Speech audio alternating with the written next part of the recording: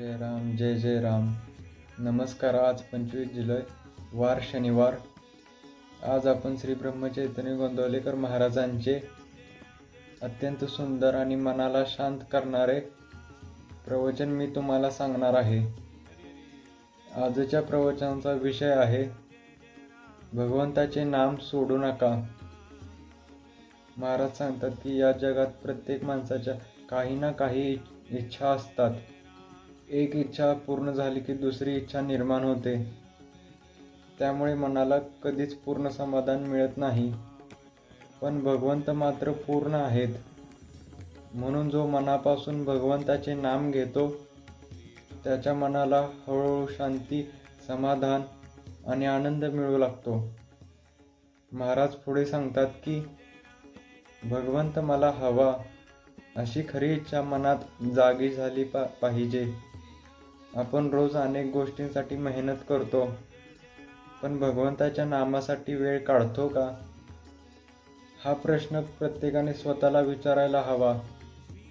नामस्मरणासाठी मोठी तयारी लागत नाही.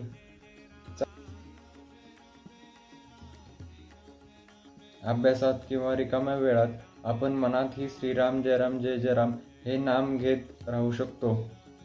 महाराज सांगतात की नाम घेणे म्हणजे फक्त शब्द उच्चारणे असे नाही, तर मनाने भगवंताशी जोडले जाणे होय. जेव्हा नाम प्रेमाने घेतले जाते तेव्हा हळूहळू मनातील चिंता, भीती कमी होऊ लागते.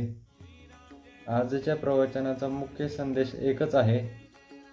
जगातील कोणतीही गोष्ट कायमची साथ देणार नाही, पण भगवंताचे नाम हे आयुष्याच्या शेवटच्या श्वासापर्यंत आणि आयुष्यभर साथ देईल.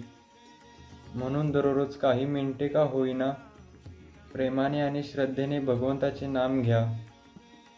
महाराजांचा हा साधा आणि अमूल्य संदेश आपल्या जीवनात नक्कीच बदल घडवू शकतो.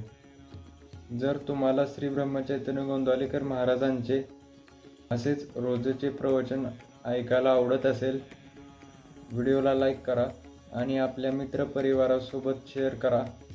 आणि अशाच आध्यात्मिक प्रवचनासाठी आपल्या चॅनलला सबस्क्राईब करा.